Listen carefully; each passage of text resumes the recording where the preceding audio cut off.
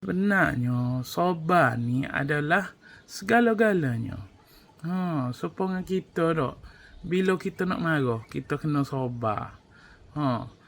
Jadi kak, kadang-kadang kita ni tak sabar juga.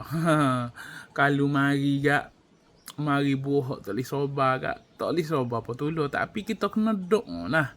Kita doa, kita ni tergolong daripada golongan orang sabar. Lepas tu kita cuba juga sabar. Kita banyak sabar. Lepas tu, nah biasalah. Kadang-kadang kita tak boleh sabar nak buat kerana. Tapi kalau boleh gak, sabarlah.